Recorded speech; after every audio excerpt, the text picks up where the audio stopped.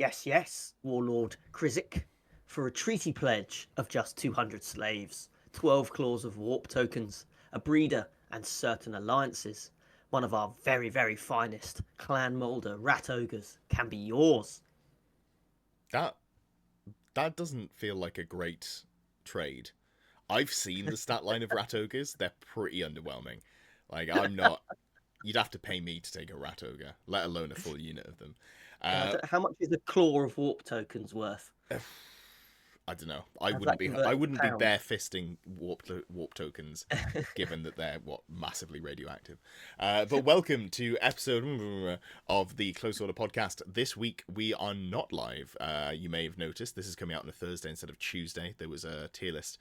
Do you want to explain yourself as to why that is?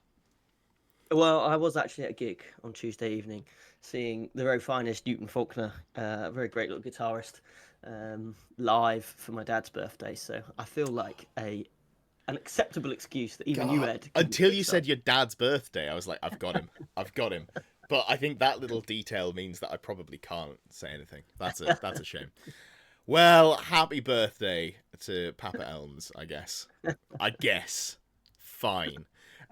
We are here. We're going to be talking about the upcoming event, the Saffron Fantasy Slam number 4. This is the second GT.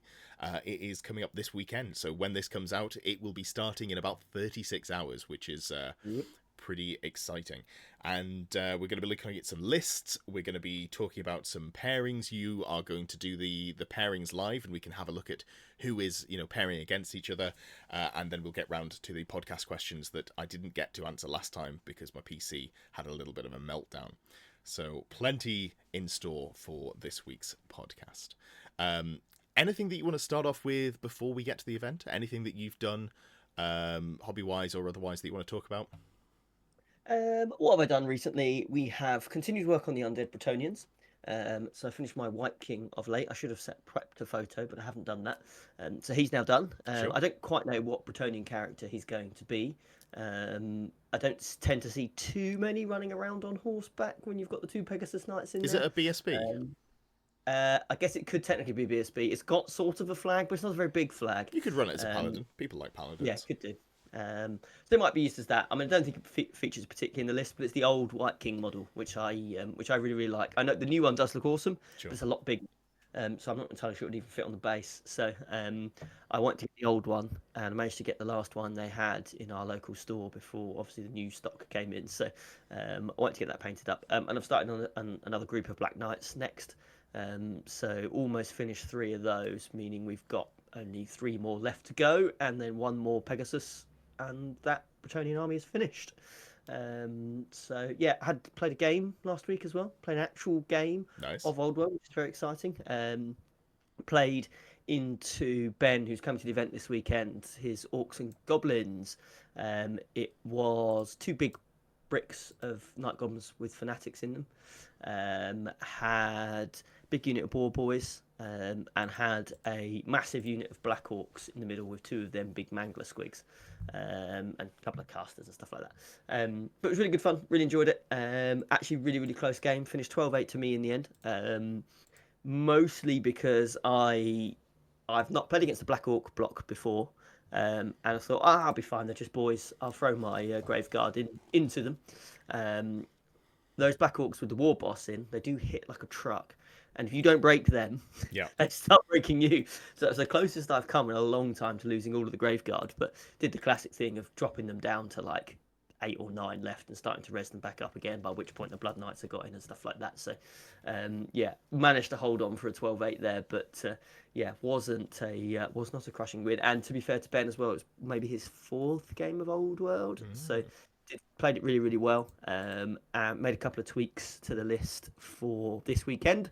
I don't think he's got expectations of doing well. I think he'll be fighting not to get the wooden spoon, bless him. But I think there's a good player in there for sure, and actually a bit more practice. So you And nearly lost, and then you're saying this guy's gonna maybe win the wooden spoon. What does that say about yeah, you? well, I think that if we're playing in a tournament Yeah. setting, I'm not charging Graveguard into Black Orcs. That's just not happening. I am I'm playing slightly more defensively, I think, in that Sure. situation, which means even if he charged the Black Orcs into me, and I get the right challenges and stuff off, I barely lose the Graveguard at all, and then I just break the Black Orcs from that. So I think there's ways I play that game where I don't put half as much stuff at risk as I did against him. But it was very much we wanted just to get stuck in and have a few beers. So I just charged everything forward and just made lots of charges into different things that if I'm thinking sensibly, I probably shouldn't have done. And we did only get through 5 turns as well before it got to like 11 o'clock at night, and the landlord wanted to go home. Yeah, kicked you out of the pub where you play all your Warhammer Yeah, games. Perfect. Busy week then.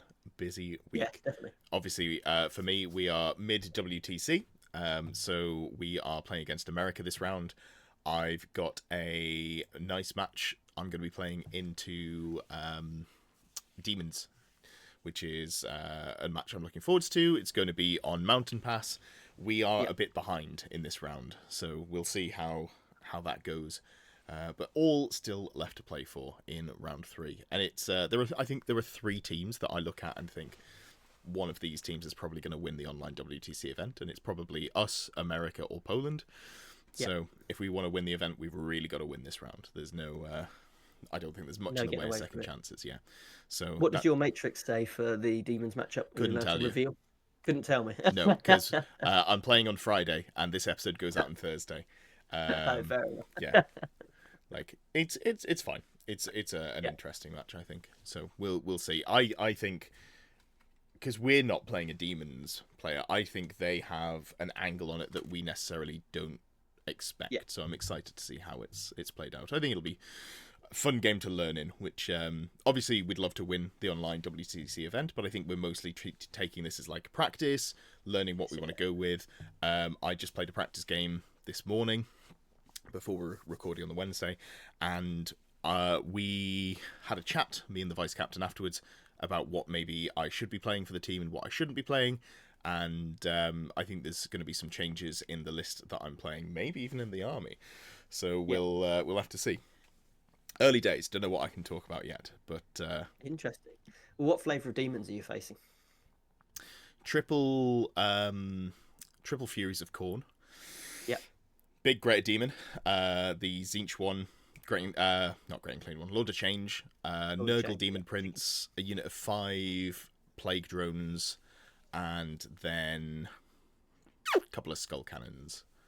So So it's a bit of a mishmash across the gods there. it's And not too much difference. a very skirmish heavy, fly heavy, swift strike heavy army. So it's Yeah. quite maneuverable, which I think is interesting. Yeah. But yeah, like I say, playing that one on Friday, which means I will play that, and then I will be packing up to come and stay at yours for the weekend, because we've got Oh yeah. a whole tournament to get through.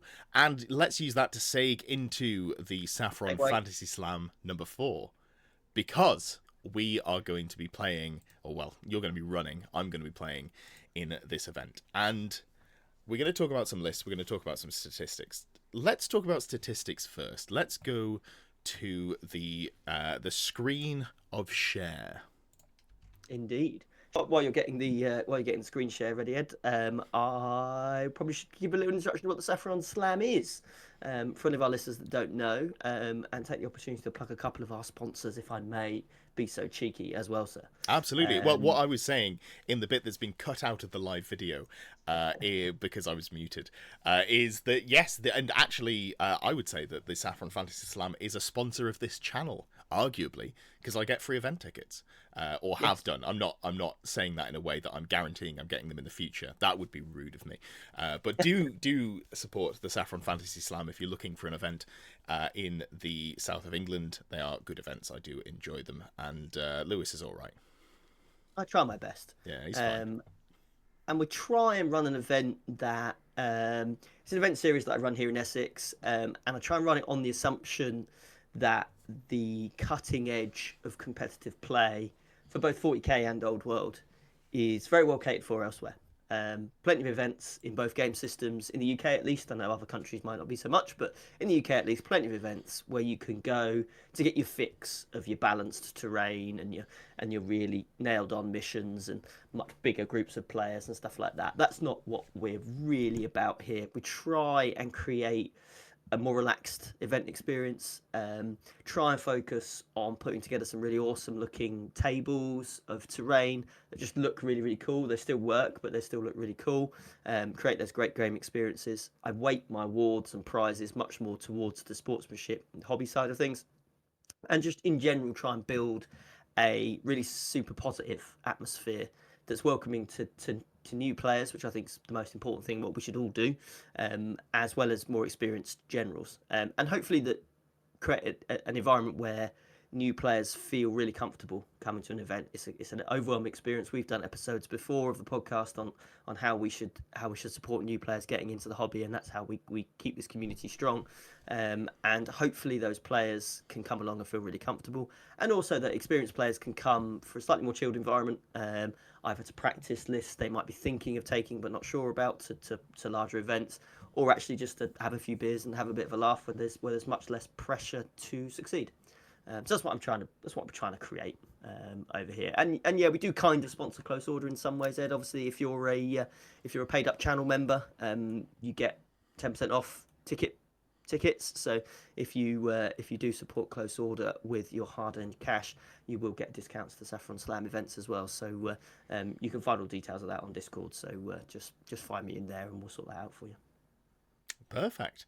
Yeah, fantastic. I do want to say, after you've banged on about how it's not a competitive event, you do your best. However, we still come out in force. And you'll find that the top tables are usually pretty competitive, and it's the same with your 40k events. And I'm not just banging on about that because I won the last one, and I don't want to have it delegitimized.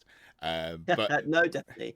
when I was What looking it's at the really about, players, I was like, okay, there's about 4 or 5 people here that I'm gonna have to really work to beat. yeah. So that definitely factored into the list building decision making, but we'll talk about that later. Yes, and the pairing system means that those kind of group of really good players will get filtered towards the top quite quickly. And what I always say, I always wang on at the start of every event once everyone's sort of ready to go, about how when you've got a experienced player paired up against a new player or a player that's brand new. I think we've got 2 players coming this weekend who've never been to a War Games event before in their lives. There might actually be 3 of them actually. Oh wow. So for them, those first couple of games they have, especially if they're against good players, are a huge opportunity for them to kind of make or break their hobby in some respects. If they have good games, they'll want to come back, even if they get battered. So that's where I kind of reach out to those experienced players and say, actually, you're going to win your first couple of games if you're playing against new players. Not going to be a problem. And so actually what we try and push towards is actually trying to use those experiences to help those new players get better. Use them for yourself, have a good time, have a relaxed start to the event. But actually, if we can help other hobbyists enjoy the game more, and you'll obviously then, as the weekend progresses, start playing your more intense experiences against other similar level players. That, in my mind, is how we can get the perfect sort of event running there. Now I'm famously bad with names. Faces I'm fantastic with, but names I'm genuinely terrible at. So I'm really sorry if I've got this wrong. But you do have an attendee called Chris Mollison, and I'm 98% sure that this is the same Chris. Lovely chap, Canadian export here to the UK. Please Right. be the right Chris. Who I actually played for his first tournament game at the venue here in Nottingham that Rob runs, the TSN Arena. And then I think his second event he went on to come. I think he came second. Amazing. Yeah, absolutely smashed it. So I also want to just double down and say that it's fantastic to play against people who are here for their first games. Obviously, it's a little bit of an easier game typically, especially if you're someone who's looking to place in the top sort of 5 or whatever. But I think it's a lot of fun to have that first formative game with someone. There's Yeah. no really way to talk about it without sounding a bit wankery and like, oh, I'm doing so much for the scene, because that's not really what it is. It's great that you do that, and that should be a motivation, but it's genuinely fun to play against someone who's having their first game and to just make sure that you're both having a good time. I think that's a positive experience for both people. Yeah, definitely. That's what we try and create, and Yeah. and I think it gives as well for those of you who are more experienced players, like Nick Boucher, who's a list we're gonna discuss in a minute. He's coming along. He's bringing Skaven, so incredibly good player. I think already on the French team or about to hopefully make his way onto the French international team. As I Coming to understand it, this, is the captain. he's the captain of the front. Bloody hell! He's done even better than I thought. um, and so you could argue one of the best players going around in the world at the moment, and bringing his Skaven Mm, to hopefully, obviously he's doing it as a learning experience to see if there's something with the Renegade rules that can make them viable in a competitive sure. setting, but also hopefully to come along and go, do you know what? I love Skaven. I've always loved my Skaven. I'm so looking forward to getting them out on a table. I don't necessarily feel like I can do it, obviously, when I'm practicing for France. Mm, And I definitely can't do it when I'm going to sort of bigger, more competitive events. yeah. But I can come to one of the Saffron events and take the list that I really actually deep down want to play, and have a laugh with it. And I'm not too stressed about whether I win or lose. And Okay. obviously he'll want to do well, and he will play well. And I'm sure there'll be players with armies that are inverted commas better than Skaven, that he will take apart quite handily, I'm sure.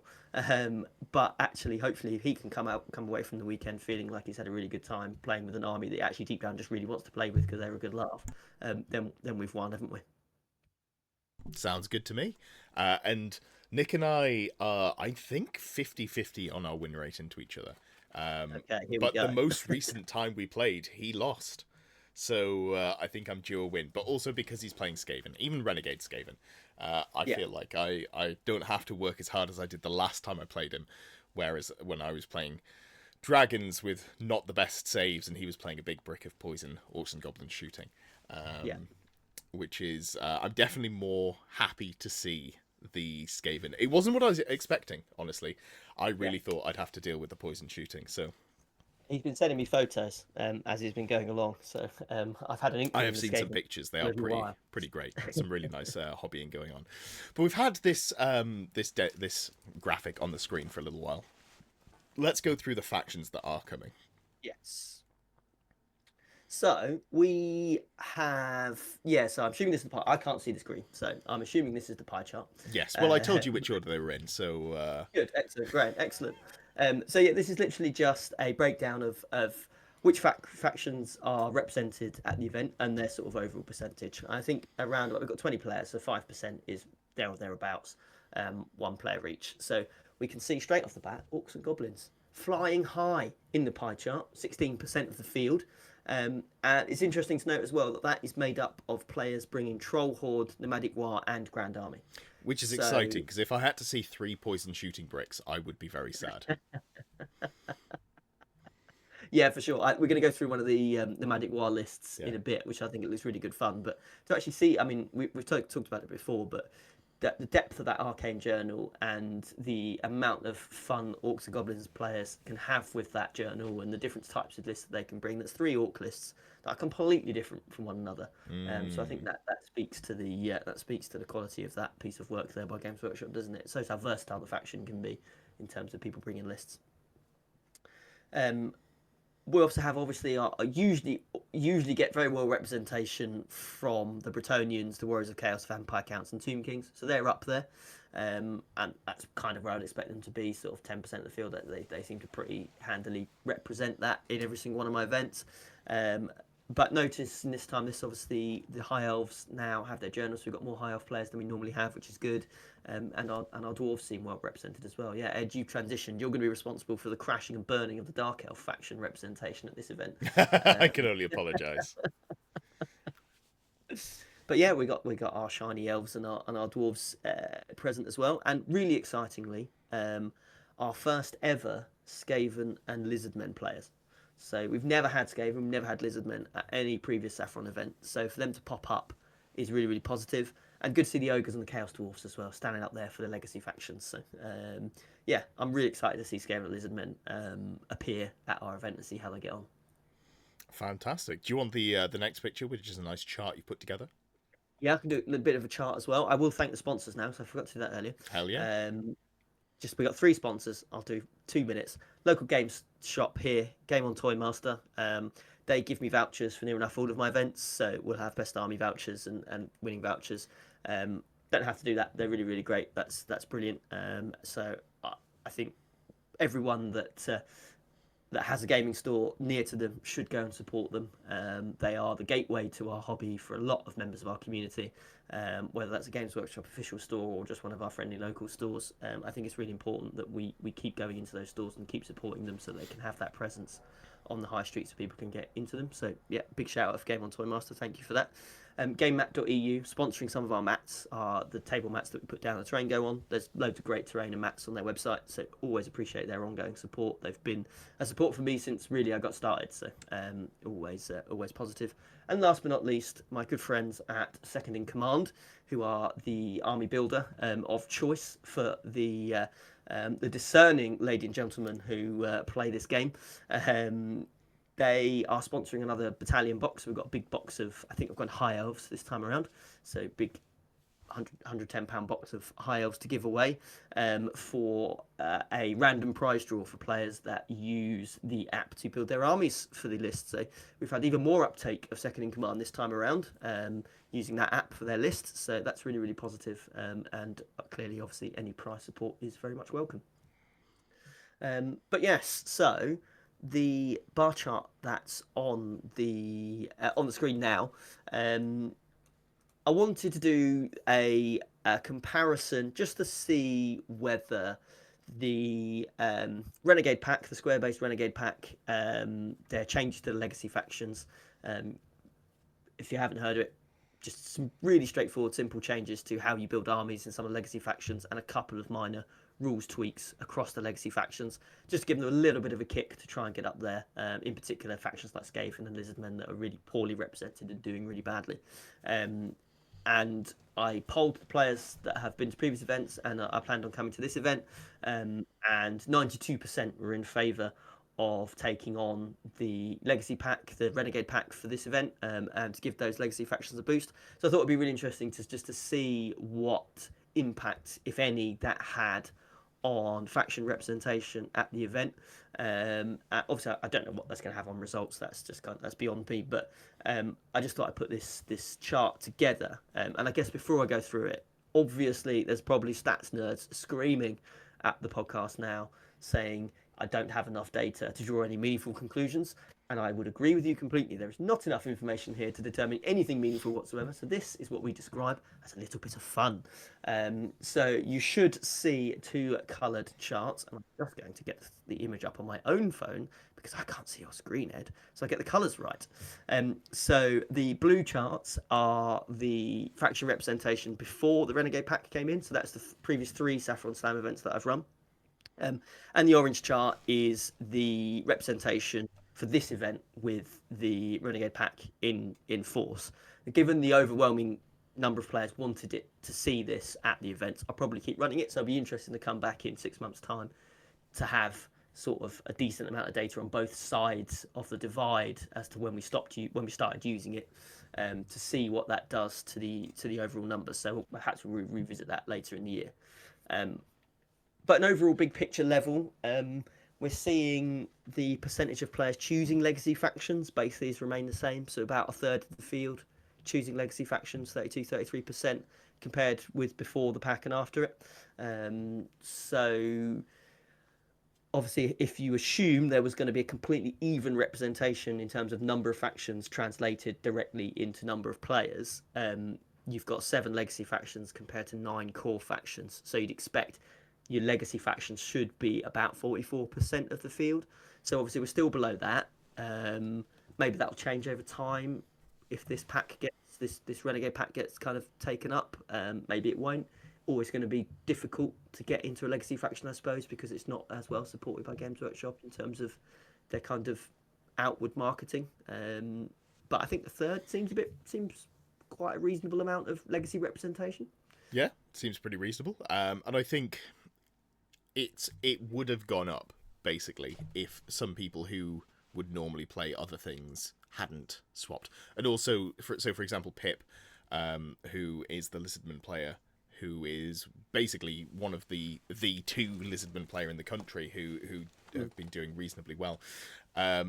Pip was playing Vampire Counts at your last event, which is also a legacy faction, but not, not Lizardman. So he's made the change to a different legacy faction, the one that he wants to play.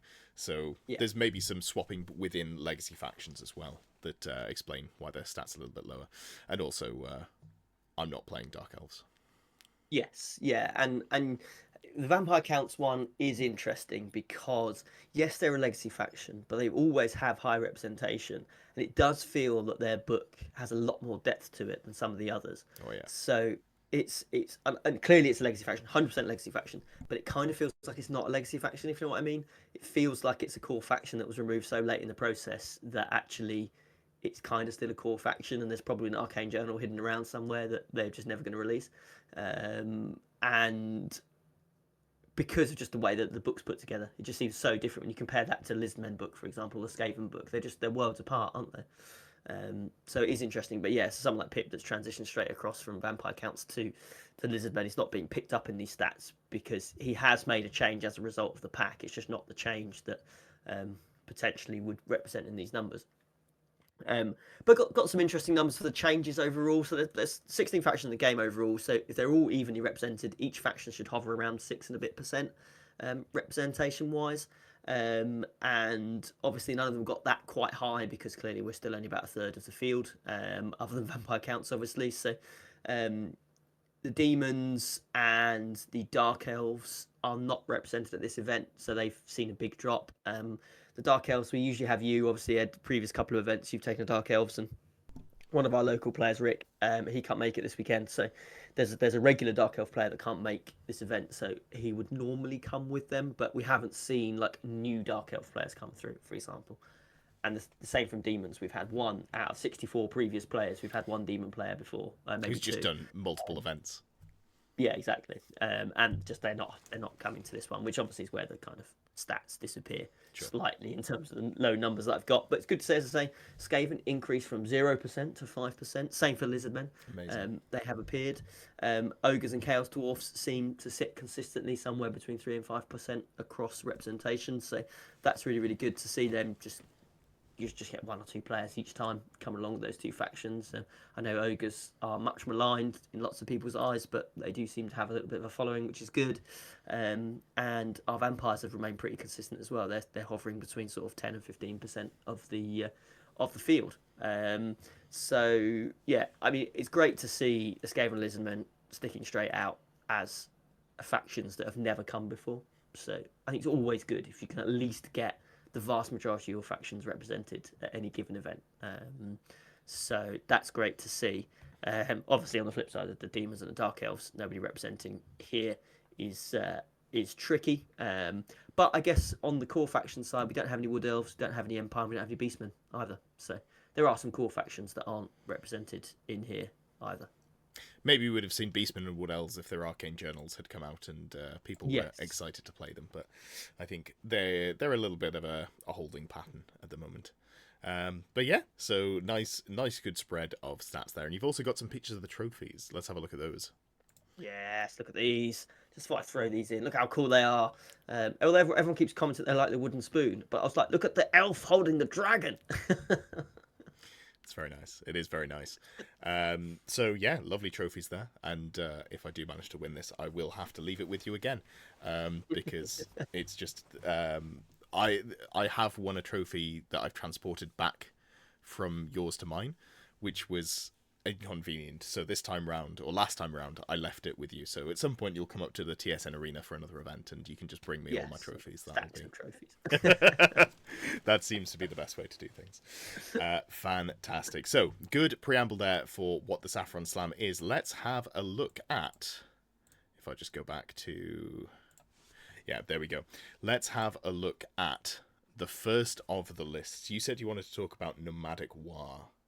Yes, because this is cool. I love a list that leans into a theme, and I love someone that goes for that theme fully on. And obviously, Nomadic War, everything has to be mounted anyway, so you're kind of going down that theme. But it feels like Peter here has gone right into it with his Nomadic War list. So he has taken his warlord is a war boss on Wyvern with the trollhide trousers and the choppiest chopper.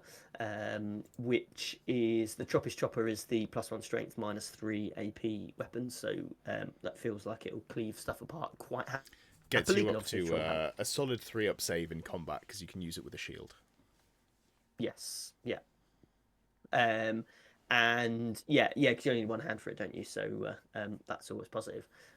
Does it stack with the chopper rules? Is it technically No, it's non-magical no? weapons, but AP3 is pretty Right. sweet there. Your strength 5 base gets you to strength 6. What I do like about Peter's list is the magic items on his list. He's just written on there what they do. That's great. What they actually do? Oh, it's so much easier. Yeah, that's good. Maybe that's just a thing that we should start doing across the board. Yes, I think so. But yeah, because yeah, you can see very easy. So like his Goblin Odd Knob, which is his level 4 wizard, got it on a chariot, and he's given it the Idol of Gork, which his list handily tells you it gives him +3 to his casting distance. I think it gives him a reroll to one of his casting rolls as well, but I could be wrong with maybe that. he's not remembered. Because I think there's two very similar items, but I'm pretty sure because there's.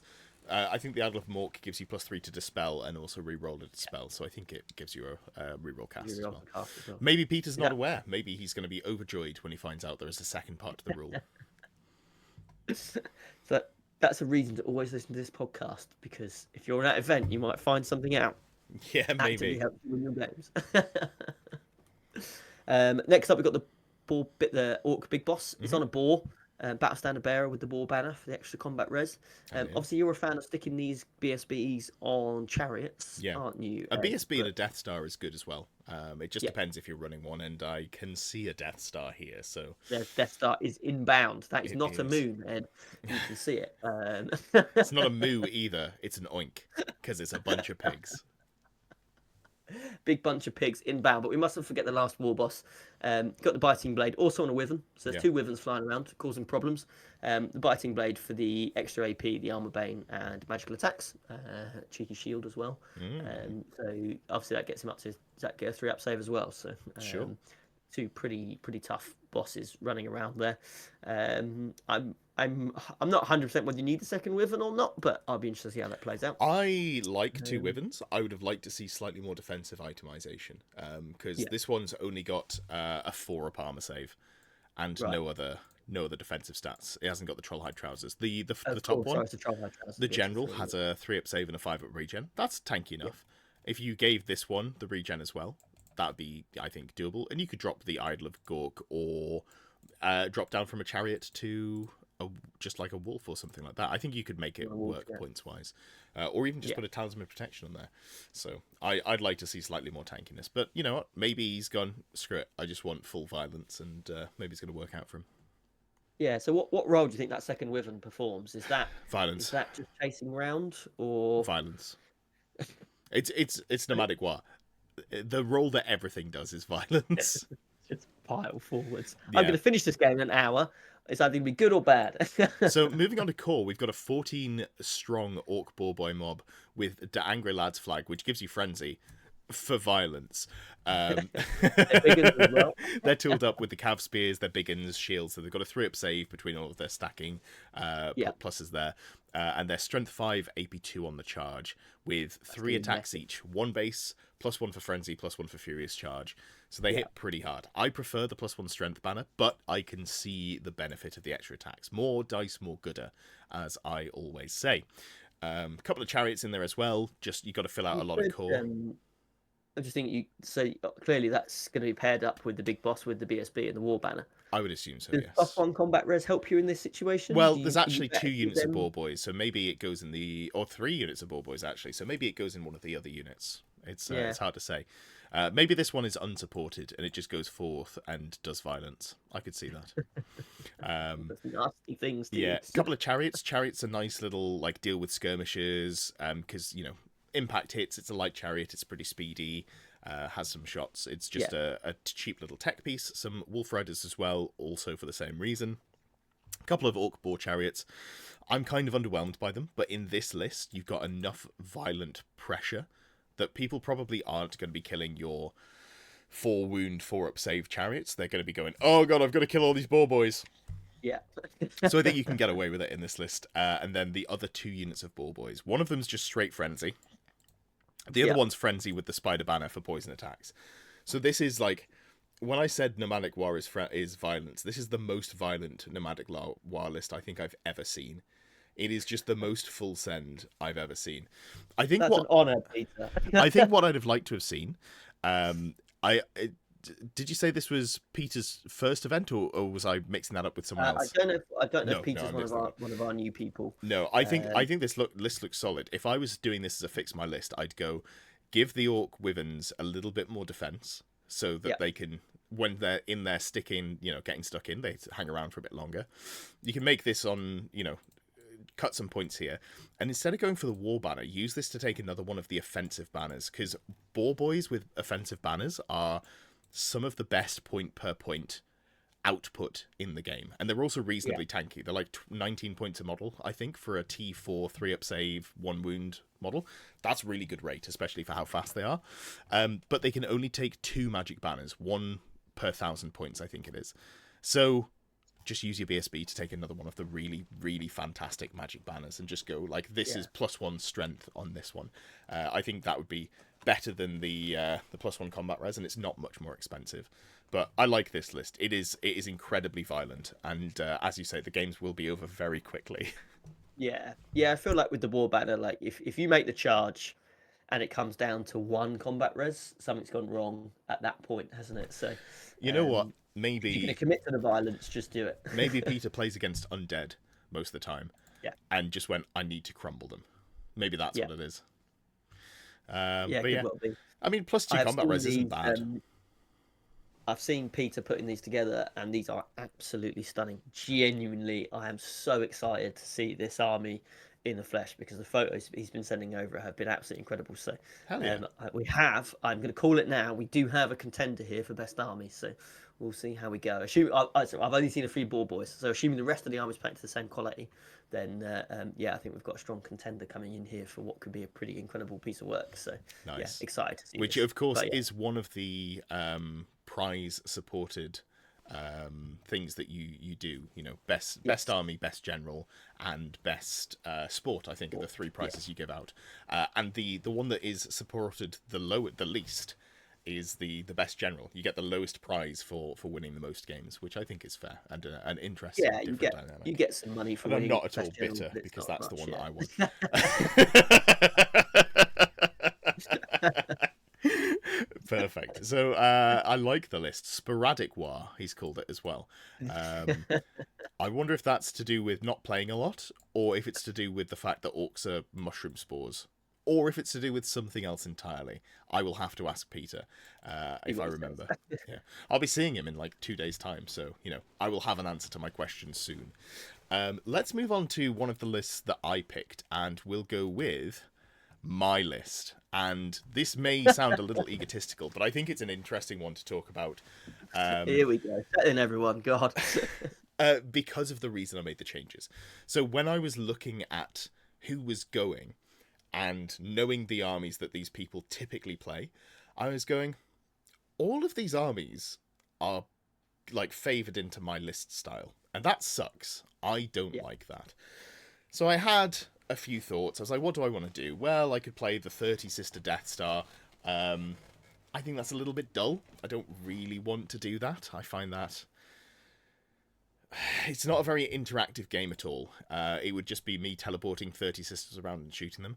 It's not a playstyle I massively enjoy, despite having played the Skaven list, because I thought Yeah. that was the best thing that Skaven could do. I think High Elves can do more interesting stuff. So I was like, okay, so I'm not doing that. The BSB and Griffin, I really like. I think it's a liability into the expected poison shooting, the Bretonians with Monster Slayer, the Chaos Dwarves. I Yeah. didn't feel like it was a super good piece into any of those lists. So I was like, all right, so I'd probably go for a second wizard. That's like an easy change I can make without having to buy and paint loads more models.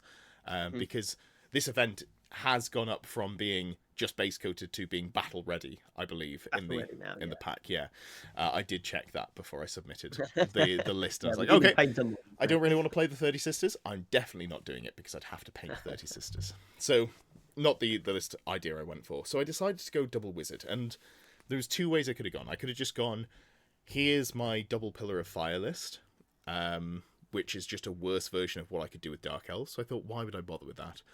And then I thought, well, I could take a Stormweaver, which I think is interesting. So I'm going to take a Dark Magic Stormweaver. And the rest of the list is pretty similar to what I've been playing. So just as a reminder, I've got a Prince on Dragon, I've got a level 4 Wizard on Horse, Battle Magic, 2 units of 6 Silver Helms with full command and a Ring of Fury, unit of 6 Illyrian Reavers with the Lawmaster's Cloak, because that's where I bunker the Wizard, so it gives them protection against magic missiles, 2 units of Sisters, 1 with the Boa Seafarer, 1 with no champion, and then a pair of Lothan Skycutters.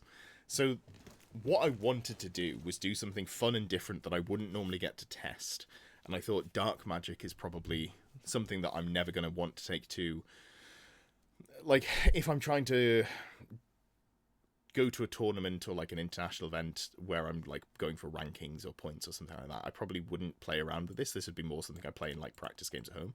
But I thought, screw it, this feels like the perfect environment to do something a little bit different.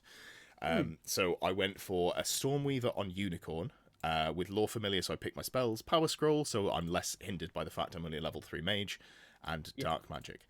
There are 3 spells in Dark Magic that I think might make this work really well. First of all is Battle Lust. I can give a unit Frenzy and Hatred. Frenzy doesn't apply to mounts, so my dragon doesn't get an extra attack, but Hatred does. So one of the things I knew I'd have to deal with was the potential for Chaos Dwarves stacking loads of negatives to hit, and it hasn't actually worked out that way in terms of the list submission, but I was like, okay, if I reroll all my hits, if I'm hitting on 5s or 6s, it's not as bad. I've got 2 chances to like fish for those hits, potentially chew through and get the kill. So that was good there. It's also really nice on Silver Helms. They go from 7 attacks to 13 attacks. And if they're hitting on 4s, for example, I go from 6 hits to, 9.5? 9, yeah. Which is... Sorry, not 6 hits. I go from 3 hits to 9.5. So you like tripling your output there. Yeah. The horses also... increase their output by 50%, which is really nice. You can put it on the Illyrian Reavers for a very similar sort of output, and then the Lothan Skycutter as well. So there's 3 crew on the back, so I go from 3 attacks hitting on 4s to 6 attacks hitting on 4s with rolling. Again, that's going from 1.5 to 4.5, tripling the output. Yeah. It's not an eagle. Whatever it is that's pulling the chariot, the rock, I think it is.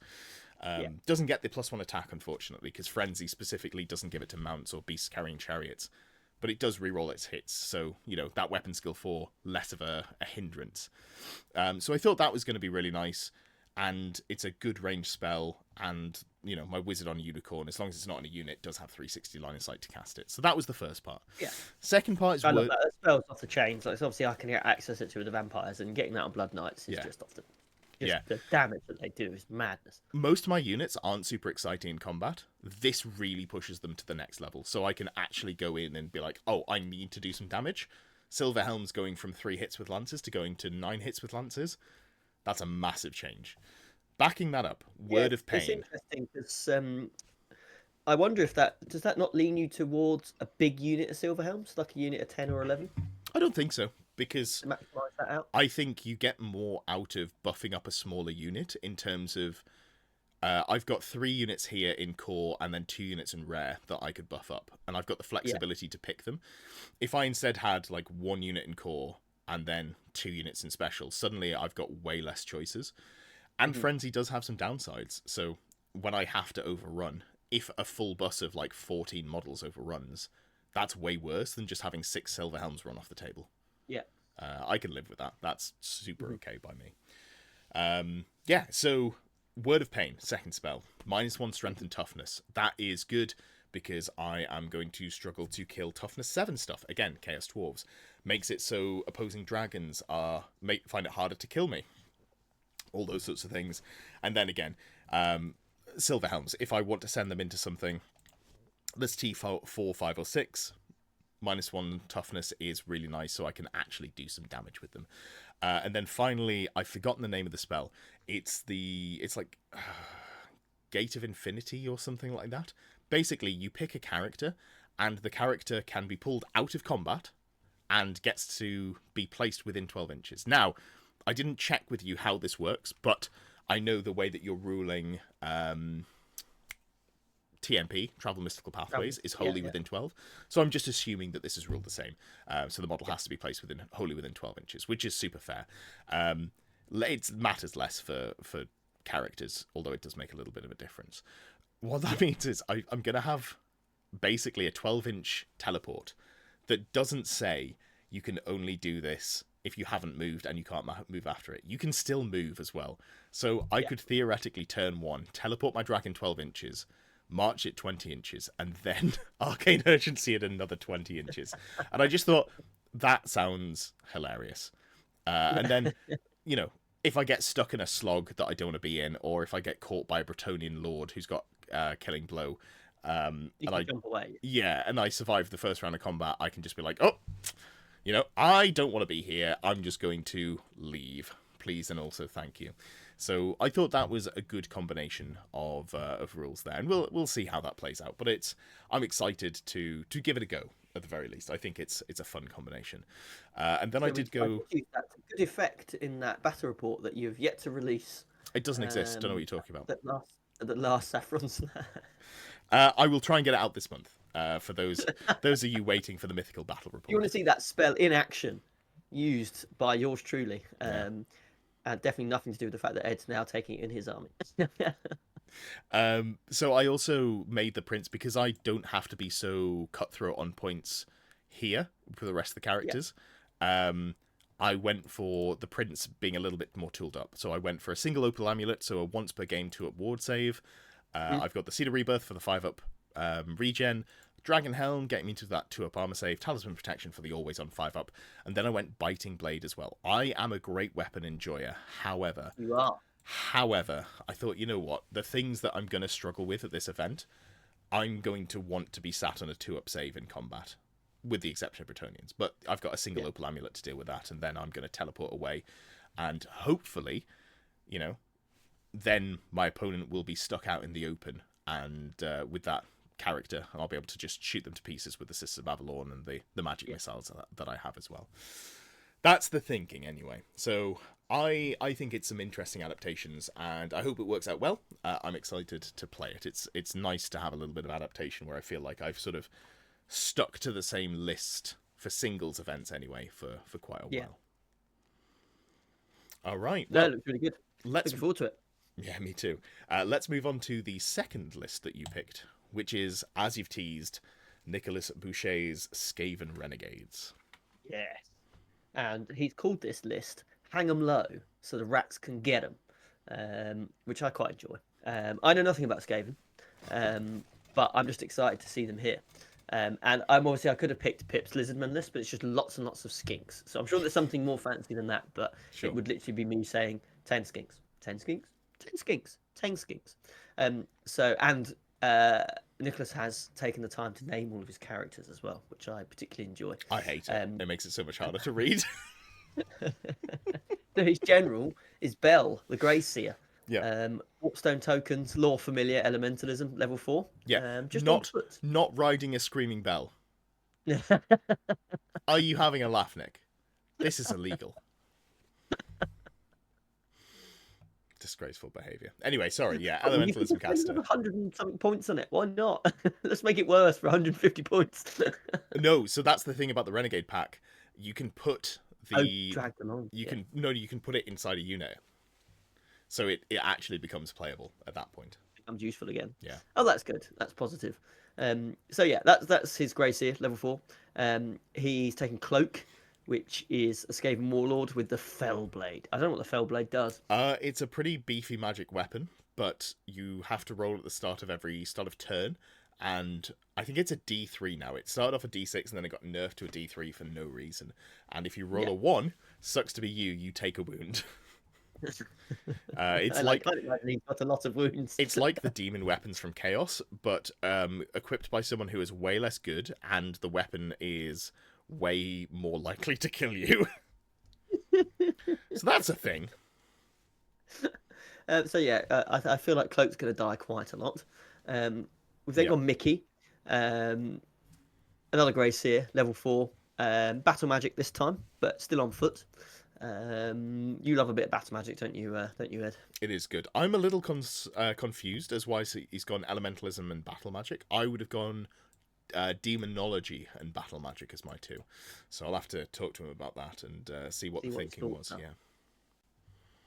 Then he's chucked Stinky in, a Plague Priest. I don't know what a Plague Priest does, but it's got a Plague Sensor. It Uh, unlocks the Plague Monks in core. That's the main thing. right, cool. So he's literally just there to enable another unit to appear. Does he have to? Yeah, it's got the It's Plague fine. Monks in I think core. it's like a 3 attack, weapon skill 5. The Plague Sensor is a slightly better flail, something along those Yeah, lines. It's been a hot minute since I've looked at one, but it's like an aggressively fine, cheap character. yeah.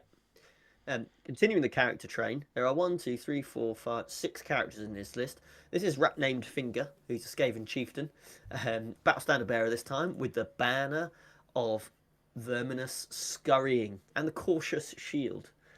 Uh, So interesting combination of items, and I don't mean bad.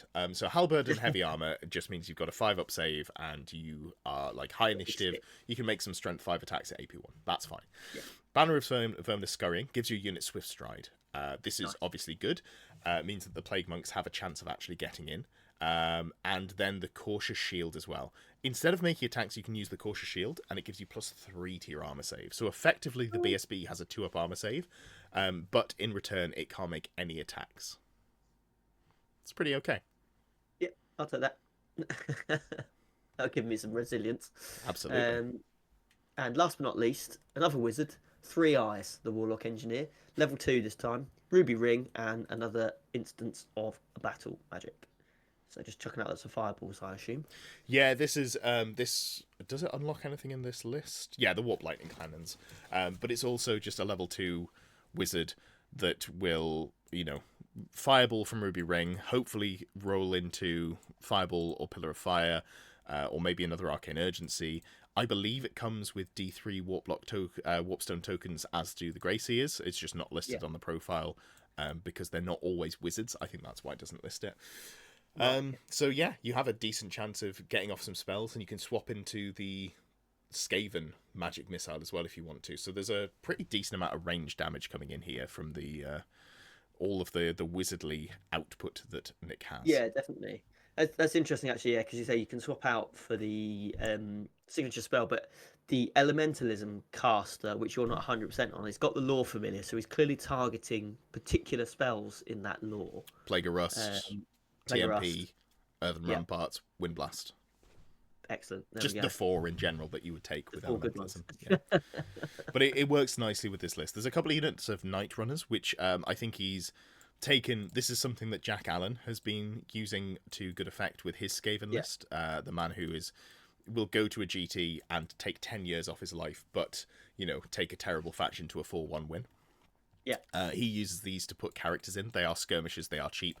So you can put your wizards in there, have 360 line of sight, and yeah.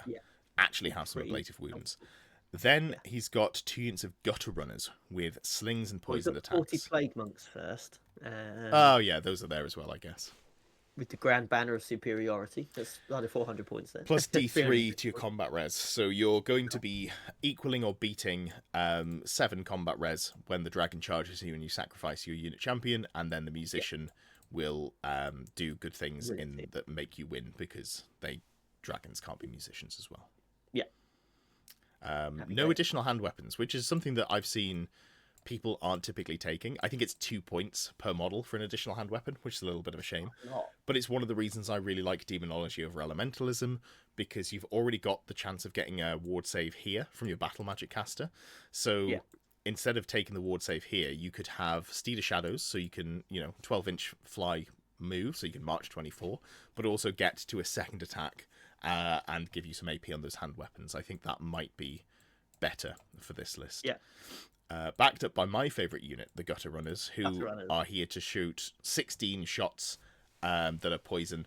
There's no support to them in the list. Again, no Demonology caster to go in with them, but they are just good unsupported units, and they will plink wounds off things and be very annoying. If anyone was bringing Gorgons, they would be having a field day, but, as a community, we have overcome taking big, terrible monsters with no saves that are really points inefficient, so they lose a little bit of value from when I was playing them this time last year, but they're still really good. They're some of the Yeah, best and units there's in Skaven. skirmishers as well. Yeah, Yes.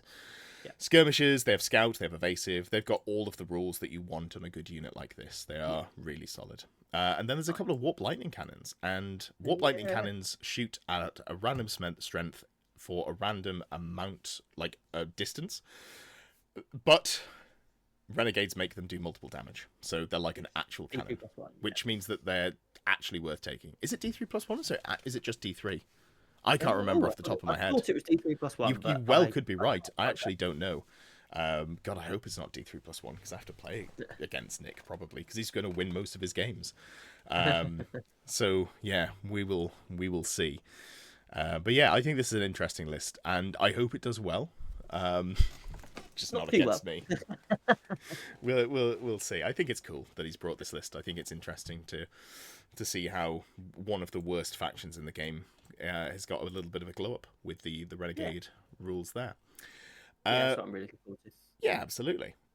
And then my second list that I wanted to talk about is Tom's list. I've played against Tom. Tom is a good Chaos Dwarf player, and he's doing something a little bit different this time. So he's gone for a Sorcerer Prophet level 4 wizard on a Lamassu with Armor of Meteoric Iron, Elementalism, Lore Familiar as well. So he's going to pick his spells. He's looking for TMP. He's looking for Plague of Rust to support the rest of the list because he's going to teleport around this unit of Infernal Guard, which has Blunderbuss, which I don't love Blunderbuss, but if you're teleporting them around and they have Razor Standard and you have Plague of Rust, they will kill things. So, I think it's cool to see how that's going to go. So that's an interesting unit there. Interesting, though, because you've got Lore Familiar, you can't take the signature spell. -1 to hit. Yeah, Storm of Ash, which has been sort of the cornerstone of his strategy up until recently, as far as I can tell, where he's got the Black Orc War Boss with the Effigy of Mork for -1 to be hit, and he's stacking that, so he's -2 to be hit. But yeah, so it'll be maybe interesting. Just -1 to hit is enough. Yeah, maybe. It's still quite a big debuff.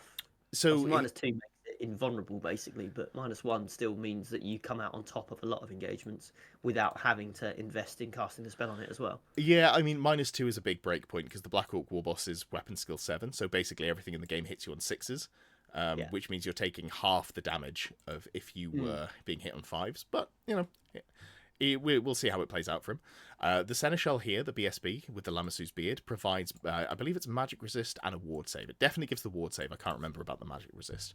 But it's on a Great Taurus, which is a change that you couldn't have done before the Renegade pack, but you can now. And it's something that I think might be an issue because we've got a hero level T6 character. I'm not sold that we should be... And this is not an issue with his list. This is just a comment on the pack. I'm a little concerned that hero level T6 characters might be too good. I think the Great Taurus is the T6 one. I always get them confused. Great and Bale, which is the best one? But anyway, so he's got a monster with a BSB that gives an AoE of ward save, which is cool. I think that's a really fun model to have. Yeah. Obviously, I'm a big fan of my chariot mounted BSBs. So hope this does well. Wyvern here, last time he was playing, he had a chariot, or last time I played him, he had a chariot. So this is the slightly beefier version on the Wyvern, so he can fly around and do a little bit more. And it's backing up a pair of Bull Center Taurox, which are characters, but they're in rare. Obviously, this is a change. Yeah, this is it. They were in the character slots, but the Renegade pack has moved them to the rare slot there, so you can take basically 1,500 points of tooled up characters, which I'm not sold on as being right, but this is a great opportunity. Tom's going to win most of his games. I hope I'm going to win most of my games. So hopefully I'll get to play against Tom and I can see it on the table and see if it's, a problem in the way that I'm concerned about. So these things, they've got Armored Hide Wad, so heavy armor plus a shield gets them to a 3-up save. Great Weapon, Double Mantle of Stone gets them to T7. Nice. They're pretty tough. They're pretty hard to deal with. And then we've got... fine. 4 attacks at, I think, weapon skill 5. But they're, I believe, T5... Well, sorry, T7, obviously. But I think they're T5 base with strength 5 and 4 attacks. So it just comes down to they're going to hit real hard. You can't just send them into a dragon unsupported. But you can send them into a unit of knights. Like, they can take a charge from a unit of... Silverhelms. What are they going to do? I hit on 4s even if I'm like re-rolling. Also, it's quite a small frontage, so you're not going to get that many attacks. With Battle Lust, I won't get that many attacks. I'll be wounding on 6s, It just seems like a recipe for losing a combat, honestly. Yeah. So I'm not super in love with that as an option.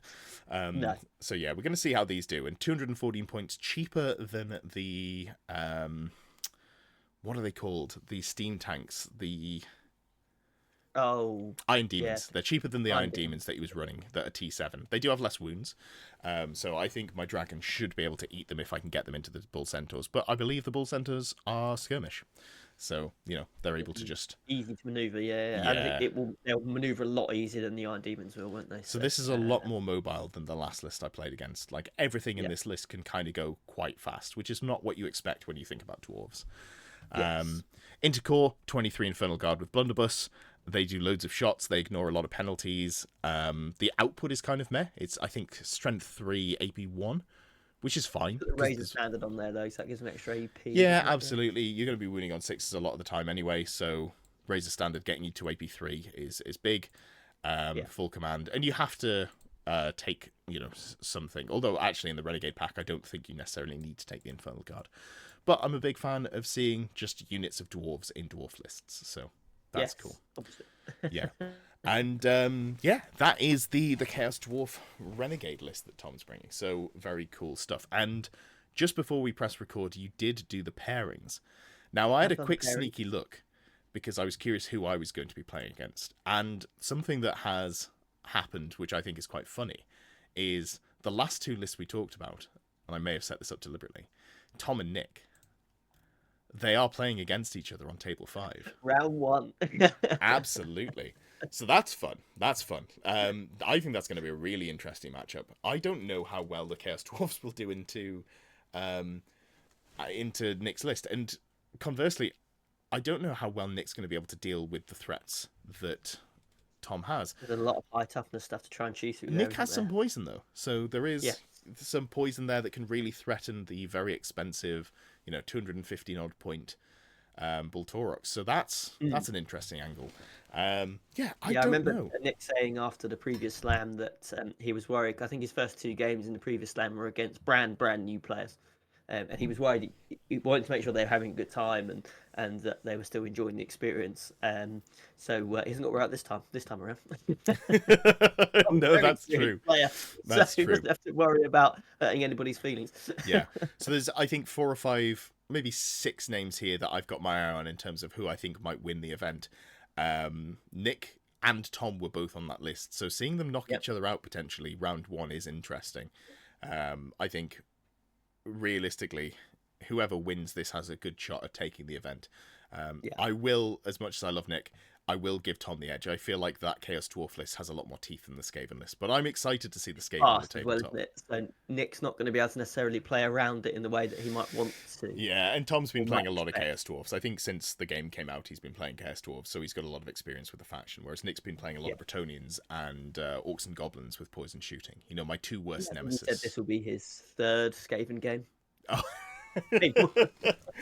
No pressure then, no pressure. I wonder when he sees who the pairing is, if he decides that he needs to get a practice game in beforehand. Maybe. Yes. But yes, so table 1, we've got Ian's Vampire Counts versus David's High Elf Realms. I believe, and again, this is where the poor names come in. I believe I played against both of them at the last event when I was playing Warriors of Chaos. You definitely played Ian previously. Yeah, I'm pretty sure David was the High Elf player I played round 1, and again, if it's not, I'm very sorry. Yeah, actually, you might be right. Actually, to be fair, both regulars. Ian's local. I had a quick look at the list. The list had Swordmasters in. I was like, pretty sure that's the same guy because we do love Swordmasters in this house. He's a good egg, Dave. Bless him. They were both lovely. Really, really enjoyed my games with both of them. Yes, and that wasn't a slight on Ian. Yeah, he's a good egg. Specifically, this one out of the 2 of them. Ben and Thomas Hill. We've got Orcs and Goblins into Royal Clan. That's a classic pairing. Orcs and Goblins into Dwarves. Hope to see a fun grudge match there. Ben Harper. Ben's a very, very solid player. I've only played Ben with a gimmick list.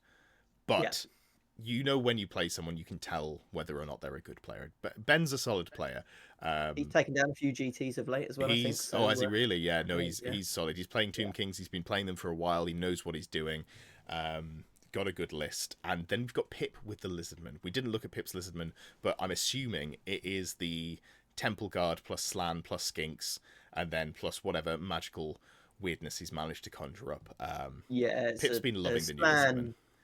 slam with elementalism, Saurus on Carnosaur, Skink Priest level 2 with Ruby Ring of Battle Magic, 14 Temple Guard, 1, 2, 3, 4, 5, 6 Skink units, Yeah. and 3 Bastillodons with solar engines. Now, I think both Um, of these players are very good. Here's the yes. problem. I think this matchup massively favors Pip.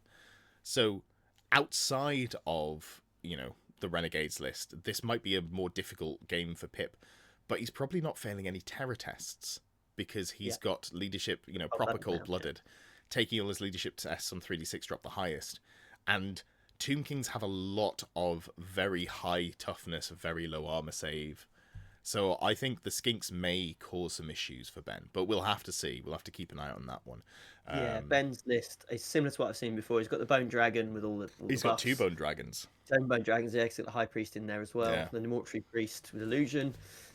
Massive unit of 59 Skeleton Archers. They're going to be the poison ones, aren't they? Yep. Couple of Chariots and Skirmishers. Single Scorpion. Necrosphinx. Got a casket in there. It's a good list. Screaming Skulls, yeah. Perfect. Good, solid Tomb King's list. Tomb King's good stuff, I would call that. And it is good stuff. Edward Adlard, Bretonians versus Nomadic War. I think, unfortunately, Nomadic War is a fun army.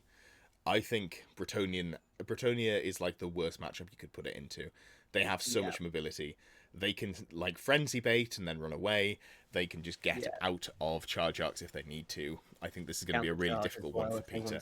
However, I fully support Peter in his goal to win this game, because if he knocks out Edward before I have to play him, I'd be very pleased, because even though I have got some anti-Bretonian tech in my list, I just don't have to play against the Monster Slayer. Like, just take the Lottery Casino roll out of there, and I'm a happy man. On to table 6, it is Andy Dalton, his Warriors of Chaos versus my High Elves. Now the name rings a bell, and I've said now I think 3 or 4 times I'm terrible with names. I'm gonna have to check out, have a quick look on Facebook. Yeah, you'd have played him at TSN Arena. Andy is one of our locals. He has the sheet of achievements that he prints out. There we go. So yes, I knew I recognised through the course of the weekend the name and tick those off. He's made them. He's made one for Ben and his Tomb King. So they've got silly things like your wizard has to die in a particular way, or a certain guy has to kill a certain thing, or you have to defeat enemies warlords in a challenge. So he'll do little sub challenges throughout the course of the event, and he'll focus on those rather than winning the game, which is good. Outside of whoever wins our game, I know I'm going to have a great time. I was really impressed by Andy's attitude when I met him. I don't think I've played him yet, but I did talk to him at a previous event because I was very taken by his list of achievements to tick off. Casper Wilson and Rich Talon, 2 players I will say I haven't heard of. So interested to see how that goes. On email, but I don't know them yet. Yeah. No, that'll be good. And I do like going to these events so I can meet new people. That's going to be fun. Benjamin Wilson, Troll Horde. I love a good Troll Horde and Joyous. That's, Benjamin's all right in my book already. And Chris Mollison, who I am pretty sure, and again, I'm so sorry if not, is my Canadian export. Lovely chap. So this will be a fun game for both of them, because Troll Horde, Warriors of Chaos is an army that likes going full send forwards and hitting really hard and rolling loads of dice, as is Troll Horde. So it's both of them get to do their thing and just go, who's got the more muscles? We'll see. We'll see. I genuinely don't know. I feel like if any army can hold up to a Warriors of Chaos charge, Troll Horde is it. You're going to lose combats, but you might kill enough stuff that, it doesn't matter. You just table your opponent before you run away. Finally, we've got Nick playing Ogre Kingdoms into yourself playing Vampire Counts. Poor Nick. Yeah, I've got so we've got Nick's just playing the Saturday, and then we've got a guy called Paul with his Bretonians coming in on the Sunday. So I had a couple of tickets left, so I just put a note out to say if anyone just wants to come for one day, just let me know. So that means I've got an odd number that I need to deal with. So Nick gets to play me, so he's got a win. Good for him. He secures his first win. It is his first ever event as well. Oh, bless him. And you're playing him with Vampire Counts. Yes, buddy. Why do you have Vampire Count? I'm not trying to have anything else. That's rough. That's rough. But it will be, I'll put loads of skeletons in, and he can charge his ogres into the skeletons and absolutely mince them. So, that's fair. Hopefully he'll kill lots of stuff, which is what we want, and hopefully have a good game for his first ever event game. Hell yeah. Hell yeah. And that takes us to the end of the event preview for the Saffron Slam. Had a good chat about that one. Hope you enjoyed. Really looking forwards to it. And there'll be, I'm sure, I think we're next queued up for a podcast episode, not next week, but the week after, or something like that. So maybe we'll talk about that, or maybe there'll be a standalone video. Week, I think. Next week, even better. That works out next week? perfectly. I can't remember. Yeah, that would Whatever be it is. ideal. But yeah, grand. So we've got that there. And before we go, I did want to talk about some podcast questions that may or may not have got answered last time because my PC had a bit of a wobbler. So we're going to go to the Discord questions that didn't get answered for the last podcast. Thank you again to all of the channel members who do support. This is open to Longbeard tier and above people who want to ask questions specifically for the podcast. So we did about half of them, but I think we got up to here. Ginger Steve says, for Edward, you've done some collaborations with other old world YouTubers. Are there any that you haven't worked with that you'd like to in the future? Yeah, absolutely. I'd like to work with everyone. Yeah. Maybe not everyone, just like a lot of people. It's not that there's necessarily people that I want to avoid, but just I think there's people who have a more engaging attitude towards the game that I'd love to talk to. I have one in the works that is, I think, very fun that'll be coming up, and one that you're not necessarily expecting or associating with the channel. So that's going to be cool. Ooh. Really looking forward to that. I'll tell you who it is afterwards. And yeah, I guess the other one, I'd love to do more work with the Square-based guys. You are so close, aren't you? I really like him. Obviously, I've worked with Val. Val has been on the channel, but it was more. I think we both had a bit of a time crunch when he came on, which was a bit of a shame. And then I haven't actually worked with Rob at all, but I do talk to him a reasonable amount. But also, I don't want to do content with him just for the sake of doing content with him. It would have to be something that was interesting for both of us. So that would be 100%. Yeah. Then we've got Ed says, do either of you plan to come first in any old world events in year 2? We'll appreciate you holding back, but it's now the time to actually put some effort in. For some reason, my good name is being besmirched, and I am being slandered as only coming second at events. I don't know why. I've come second at one event this year. I've also come first at one event this year, and I've also then come fourth. Yeah, I came first, second, and fourth, so I'm not really sure where the narrative of me coming second has come from. But yes, I do plan. From my perspective as well, I have 100% coming first rate. I've been to one event this year and I won it, so screw you, Ed. Yeah, that's true. I don't think you've ever come second, have you? Because the other event you went to, I ruined your chance of winning. Yes, slightly. By beating you. By rolling a double 6 on your fated dispel, you bastard. Okay, good. Ginger Steve, for both Crocs and socks, are they okay with shorts if you go into your local Tesco? I think people should just be comfortable. Do what you want. I don't care. Yeah, crack on. I'm a 30-year-old man. Here's a story. I've seen worse in Tesco, I won't lie. My mum bought me a pair of shoes recently. My brother's wedding is coming up this year, and my parents said they wanted to buy me a nice suit for it. I was like, oh, hell yeah, this is great. You know, obviously I'm between jobs at the moment, so taking that expense out of my hair was appreciated. And as mums are wont to do, when she was here, she kept trying to buy me more stuff, which is lovely of her. Really appreciate that. And she said, you know, your shoes are looking a bit ratty. Like, let's get you some new shoes. I was like, all right, sure. And one of the ones she picked out was some slip-on Skechers, and I would have never picked these up myself. I was like, yeah, whatever. I'll try them on because you've handed them to me. They're the most comfortable thing I have ever worn, and I would really recommend them. And I need to get myself a brand sponsorship with Skechers. Like, I'll just do it for shoes, man. Old world trainers. Oh, mate, they're so comfortable. I'm a convert. These things are great. They're breathable. They are you don't have to piss about. If you've got your hands full, you can just slip them on at the door. Amazing. So yeah, anyway, I'm wearing, like, they just look like trainers. So I'm not particularly far down the comfortable shoe rabbit hole of Crocs, but yeah, no, I'm a big believer of let people do what they want to do as long as it's not harming everyone else. Yes, definitely. Ed says, further to the above, would your answer change if you go into Londies? It would actually. If you wear Crocs to Londies, you should be shot in a video game. Not a serious answer, obviously. I thought Londis was a lower quality store than Tesco's, but people have been arguing that Londis is actually higher brow. Really?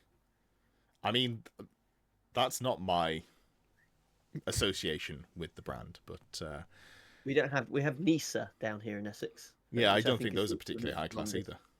either. No, I don't think so. I'd I've put just Aldi above associated them. the two. Um, Yeah, yeah. Anyway, I can they're go on a just long rant glorified about corner how shops, aren't they? Nisa and Lundy's. that's what I thought they were. Yeah, Yeah. that and they're fine. But the last one I went to, the one just round the corner from you, I bought that sort of like curry pasty, and I took it out of the packet, and it was damp. Oh, Yeah, and I was disgusting. like, I don't have time to go and get anything else, so I ate a soggy pasty, and it was not great, honestly. So, Yeah, yeah, I always recommend Tesco's. yeah, it's a little bit further. Next time I'll be doing that, I guess, or maybe just picking up breakfast on the way in again.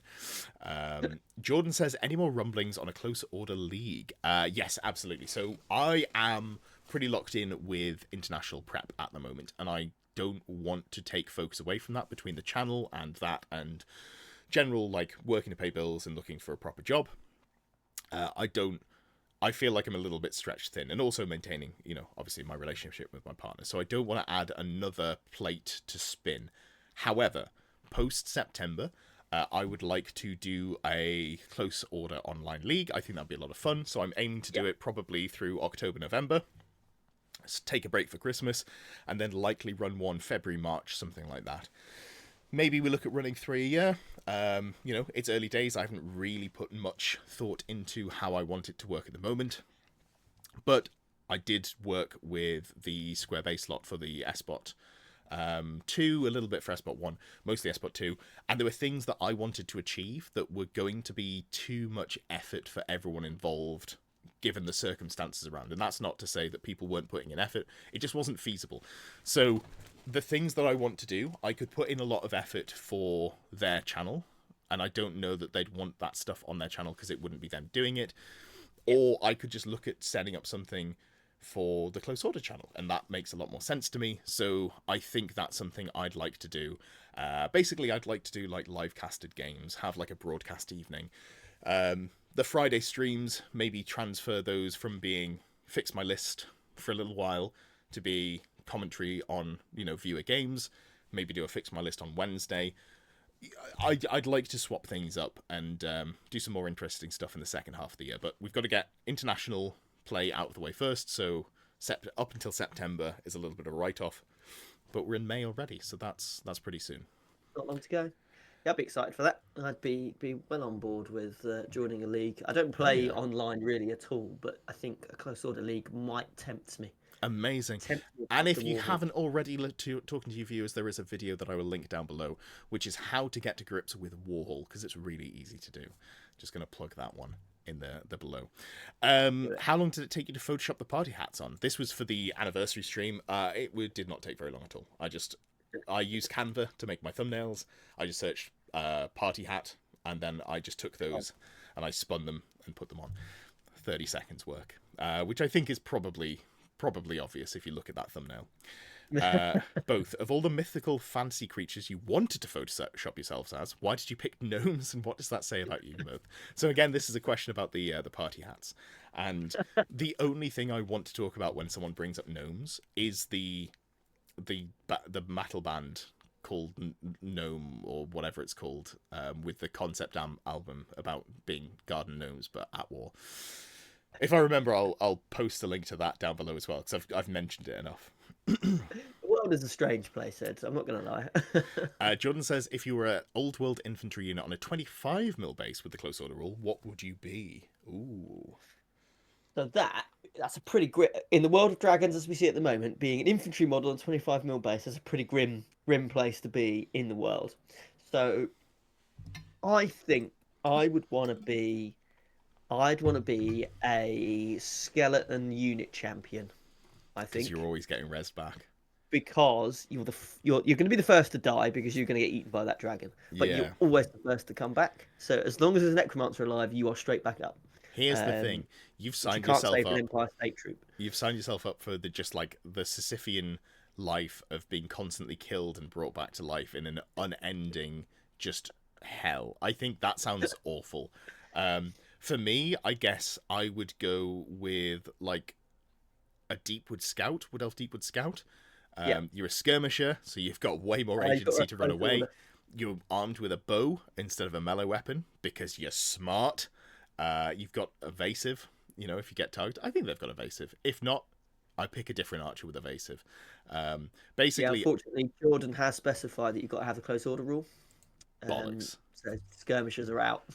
Oh no, that's rough. He did say that. I thought I was so smart. I really wanted to say some Already sort of bow. anticipated your silly skirmish answer. God damn it. Um, Oh, that's rough. but then Okay. you'd be a Um, clan rat. You'd be a clan rat that's in the middle of a block no, because you no, know you're absolutely going to run not. away. Clan rats get fed wholesale to the murder machine. Um, You just run away. and this is not doing myself any favors because, haha, dwarf. I'm going to say like a dwarf ironbreaker or something like that. One Yeah, of the most heavily armored dwarf models, with a massive gun. or a longbeard, you know, because it's the whole adage of be worried about any soldier who's old because Yeah. they're obviously very competent. So yeah, a soldier who's got to be old would probably be my choice. So Yeah, you got longbeard a or an sword ironbreaker or master, something. didn't you? What was that, sir? A sword master of Hoth or something like Well, that was my initial thought, but they've only got a 5 up armor save. that. I don't want to get cannoned. Um, I mean, not much is going to save you from a cannon, but yeah, that is a good answer as well, because you get to hit things before they hit you, which is always good. Yeah. And then Ginger Steve, both singles, doubles, or team events. What's your favourite and the benefits of each? You go first on this one. So I'd say team events are my favorite, because you are playing for something greater than yourself. Mm. And that does sound quite high-minded, but I don't mean it to be. There's actually something quite nice about losing a game, but only losing it by a small margin, which therefore then gives your team a win, for Mm. example, or being part of a team, as in being part of a kind of a greater whole. I think it just adds another layer of investment and enjoyment into an event experience, which I think just tips it above the others. Doubles is great. Doubles is a good laugh, but I'd probably pick team events first, then singles, then doubles. But Yeah. with team events, you go as a group, for example, like when I've been teams events with 6++, like we get an Airbnb together, we travel up together, like it becomes a really, really good fun experience. And because you're all playing on the same row of tables, you're always sort of together for the weekend, and you kind of build that camaraderie, which I think just is the community that I like about these games. The game itself is almost irrelevant in some respects. The community is what I do it for. So that is what I really like. And I love singles as well because it's nice to test yourself and see how well you can go. But actually, when you win together and lose together, I think that makes it better in my mind. Yeah. So for me, doubles at the bottom because it's the Yeah, least competitive of the lot. Um, and I doesn't really appeal to the way that I want to play the game, which is fine. Not everything should be for me. I think before I had been on England, I would have said team events favourite and singles after, like in the middle. I think now I'm going to say, because so much of my life is consumed thinking about the game in a team's format, I like singles more because I get to do weird and wacky stuff. But yeah, it's a very close second with teams, teams just behind it. Teams is fantastic. It's really, really yeah. good. I guess to be honest, obviously you're playing for an international team, so you're doing teams at another level to what anybody else is doing, aren't You you? really So don't want to mess up. Like, yeah, in normal games, you're like, hell yeah, I did well. This feels great. In teams where it really matters, there's a bit of a level of, okay, all right, we got to get this done. Okay, I didn't mess up. I did well. I did my job, and that's a relief. You don't want to. You don't want to feel like you've let your team down.